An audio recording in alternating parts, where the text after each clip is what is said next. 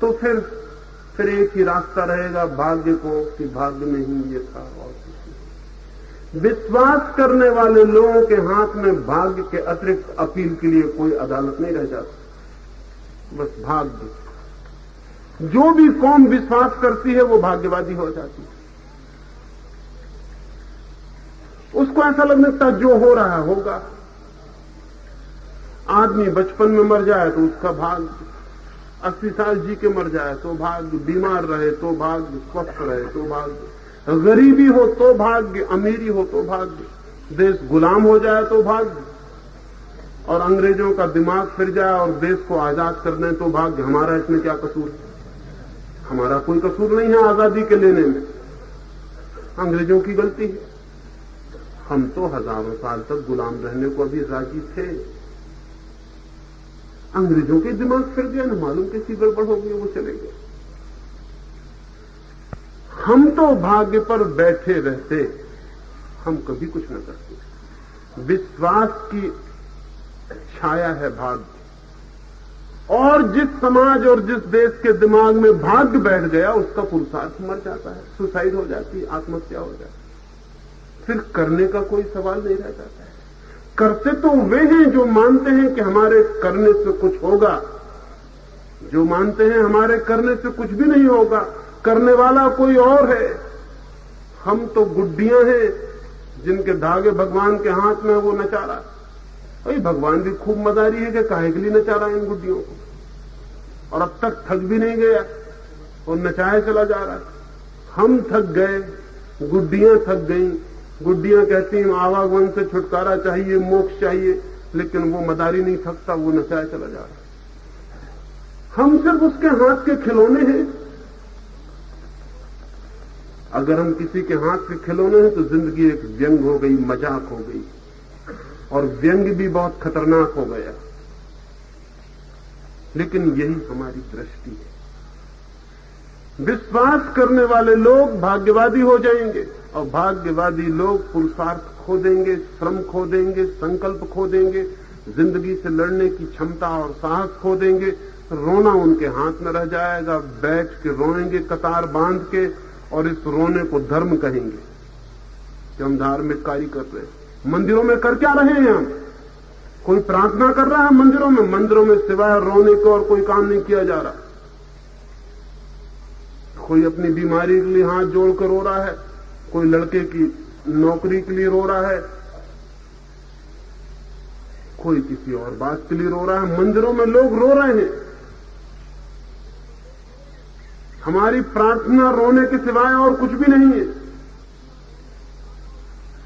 और 24 घंटे भी हम रो रहे हैं, क्योंकि हम तो कुछ कर नहीं सकते।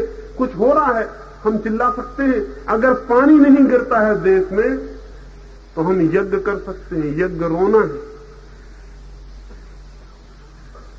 यज्ञ से पानी गिरने का 3 काल में भी कोई संबंध नहीं। तुम कितनी आग जलाते हो, कितना गेहूं जलाते हो, कितना घी जलाते हो, बादलों को जरा भी मतलब नहीं है कि तुम क्या पागलपन कर रहे हो। बादलों को पता भी नहीं होगा कि आपके ब्रह्मचारी और आपके सन्यासी आग में घी डलवा रहे हैं और पागलों की तरह चक्कर काट रहे हैं उसका और मंत्र बोल रहे हैं। ये बादलों को पता भी नहीं है, और अगर पता होगा तो बहुत हंसते होंगे मन में कि कैसे ना समझ लोग हैं, ये क्या कर रहे हैं, इससे पानी गिरने का क्या संबंध है। लेकिन भाग्यवादी लोग, विश्वासी लोग क्या कर सकते हैं? किताब में लिखा है कि ऐसा करने से पानी गिरेगा, तो वो चक्कर लगाते करते रहते हैं। नहीं पानी गिरता तो विश्वासी मानते हैं कि हमारे करने में कोई गलती रह गई होगी, नहीं तो पानी तो जरूर गिरता। कलयुग आ गया है इसलिए गड़बड़ हो रही, नहीं तो पानी तो गिरता। पहले तो ऋषि मुनि गिरा लेते थे। वहां रूस में वो बादलों को खींच के ले आएंगे अपनी जमीन पर। बादल लाए जा सकते हैं, जहां भी चाहा जाए वहां लाए जा सकते हैं। बादलों को आदमी अपनी मर्जी से खींच के कहीं भी ला सकता है। बादलों को मजबूर किया जा सकता है कि पानी गिराओ, लेकिन मंत्र से और यज्ञ से ये नहीं होता है। यज्ञ और मंत्र हमारी नपुंसकता के प्रतीक हैं, हमारी सामर्थ्य के नहीं, इम्पोर्टेंस के। जो कुछ भी नहीं कर सकते वो यज्ञ वगैरह करते। ये आखिरी उपाय है दीनहीनों का। सिर पटकते हैं, व्यर्थ ही समय खराब करते हैं। लेकिन नहीं, वो जो हमें सिखाया गया हजारों साल तक हम शक भी नहीं करेंगे, संदेह भी नहीं करेंगे। संदेह पैदा हो तो विचार पैदा होगा, विचार पैदा हो तो पुरुषार्थ पैदा होता है। संदेह पहला सूत्र है। संदेह पैदा हो, डाउट पैदा हो तो विचार पैदा हो। क्योंकि संदेह कहता है सोचो क्या है, फिर अगर ये ठीक नहीं है तो ठीक क्या है, अगर यही ठीक है तो सोचने की कोई जरूरत नहीं, बात खत्म हो गई। ठीक हमारे पुरखे हमेशा के लिए तय कर गए, हमारे हाथ में कोई काम नहीं, सोचने का क्या सवाल है। संदेह पैदा होता है तो विचार पैदा होता है, और जब विचार पैदा होता है तो पुरुषार्थ पैदा होता है, कुछ करने का सवाल उठता है। जब विचार लेता है आदमी तो करके देखता है कि हो सकता है, ये नहीं हो सकता। अभी कुछ वर्षों पहले एक